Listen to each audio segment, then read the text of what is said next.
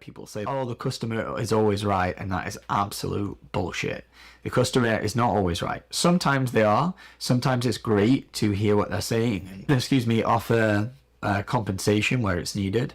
And sometimes the customer is just being an absolute entitled asshole. And that was the case in this particular scenario.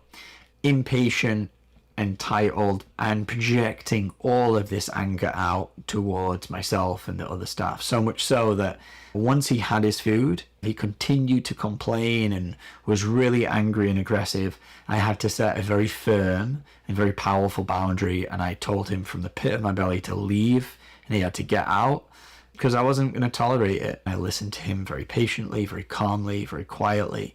I was talking to him and he wasn't really listening. And I realized in that moment, I've got to show up in a very different way for this guy to hear what it is that I'm saying. And so I had to really tap in and use my voice. And when I finally did, an explosion of energy kind of came out of me from the pit of my belly. And as soon as he heard that, I felt that, he left. He didn't even say anything. And after I powerfully was like, leave, you got to get out. And I like really vocalized it. I had to then turn and very calmly seat people at tables, and the lady was so sweet, and she was like, the next 10 people you meet in the day are going to be so lovely. I'm so sorry about that guy. And I was like just trying to brush it off, but as I was dropping the menus down, like my whole nervous system was just shaking. And it's taken me at least a week to process this scenario.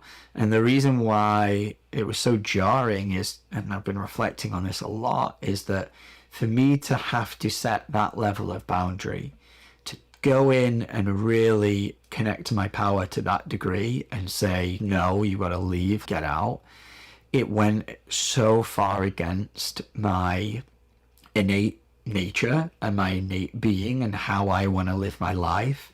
And it obviously triggered some really deep survival wounding that was in there. And initially, I felt really bad. There was all this shame which came up, which is related to some of my wounding. So there was all this like confusion of, oh my God, did I hurt somebody? And I kept on having to come back to myself again and again and being like, obviously processing all the layers. It's okay that you feel shame, alchemize that, heal it.